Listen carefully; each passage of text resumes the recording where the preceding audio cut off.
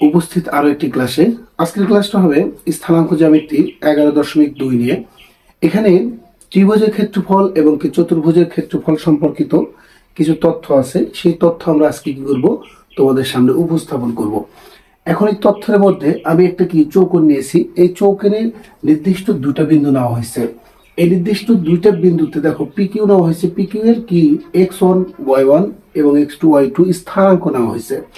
এই স্থানাঙ্কে দেখো আমি যদি দূরত্ব নির্ণয় করি, দূরত্ব কি দেওয়া আছে, x2 minus x1 whole square plus y2 minus কত y1 হোল স্কয়ার। মানে এখানে কোনো কিছু ভুজের অন্তরের বর্গ প্লাস কোটির অন্তরের বর্গ। এখন এখান থেকে আমি ভুজের অন্তরের বর্গ এবং কোটির অন্তরের বর্গ নিলাম, কিন্তু এখান থেকে আমি সরাসরি যে ত্রিভুজ নির্ণয় করতে পারবো তা না। আমরা একটা নির্দিষ্ট বিন্দু নেই। এই নির্দিষ্ট বিন্দুতে দেখো নির্দিষ্ট বিন্দু নিলাম। এখান থেকে কি করলাম, এই নির্দিষ্ট বিন্দুতে আমি কি করলাম, যোগ করলাম। এখানে পি কিউ আর কত x3 y3। আমি আরো একটা স্থানাঙ্ক নিলাম। আচ্ছা, এই স্থানাঙ্ক ব্যবস্থায় এখন ত্রিভুজের যে ক্ষেত্রফল আমরা কি করব, তৈরি করব। আমরা জানি যে ত্রিভুজের ক্ষেত্রফল কখন তৈরি করি, যে ত্রিভুজের ক্ষেত্রফল আমরা জানি যে হাফ গুণন ভূমি গুণন উচ্চতা। যদি উচ্চতা দেওয়া থাকে তাহলে কি হাফ গুণন ভূমি গুণন উচ্চতা আমরা লিখতে পারি। দেখো ক্ষেত্রফল কত, হাফ গুণন ভূমি গুণন কত উচ্চতা। এবং এই ক্ষেত্রফল সম্পর্কিত যখন আমরা তথ্য নেব, অবশ্যই তার কি পরিসীমাটা আমাদের প্রয়োজন। পরিসীমা যদি নেই, পরিসীমা কি দেওয়া আছে, 2s equal to a plus b plus কত c। এটাকে আমি যদি অর্ধ পরিসীমা হিসেবে লিখি, অর্ধ পরিসীমা s equal to a plus b plus c ভাগ কত 2। a plus b plus c ভাগ হলো 2।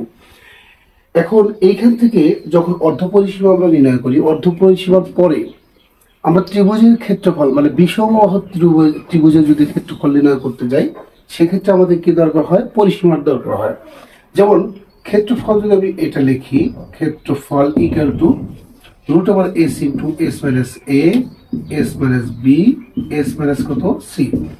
এখানে ত্রিভুজের ক্ষেত্রফল কি আছে, root over s into s minus a s minus b এবং এস মাইনাস সি। এই বিষমবাহু ত্রিভুজের ক্ষেত্রফল নির্ণয়ের সূত্রটা যখন আমরা তৈরি করতে যাব, তখন এখানে দেখো এই যে এ এ বি সি ডি, এখানে এক্স এক্স মাইনাস কত এ, এরকমের একটা ত্রিভুজের ক্ষেত্রফল আমরা কি দিয়ে এই যে বিষমবাহু ত্রিভুজের ক্ষেত্রফলটা আমরা কি করি, তৈরি করি। এখন এখান থেকে আমি যদি আরো একটা বিন্দু নেই, আরো একটা বিন্দুর ক্ষেত্রে দেখো একটু মুছে দিই, আরো একটা বিন্দু নেই x1 y1, আরো একটা বিন্দু নিলাম। এখানে এটা যোগ করো,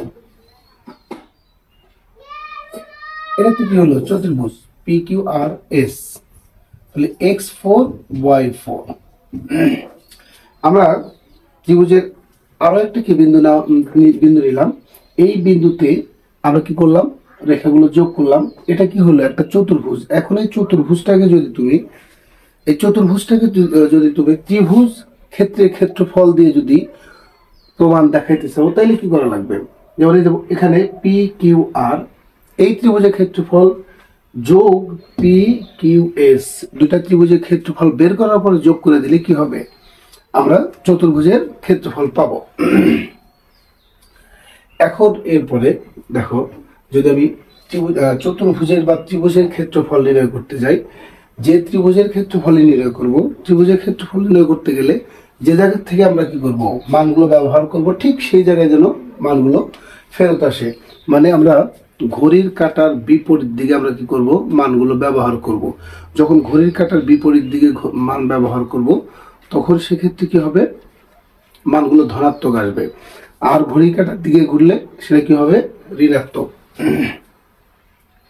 ত্রিভুজ পি কিউ আর, এই ত্রিভুজের ক্ষেত্রফল যদি নেই, তাহলে কত আছে, হাফ। দেখো তো পি x1 x3 x2, এটা ঘুরে আবারও কি আসবে প্রথম অবস্থানে x1, ওকে, y1, y3, y2, এরপর আবার কি y1। এখন চতুর্ভুজের ক্ষেত্রফল যদি আমি নির্ণয় করতে যাই, ঠিক একইভাবে আমরা কি করব, এই ক্ষেত্রফলটা ব্যবহার করব।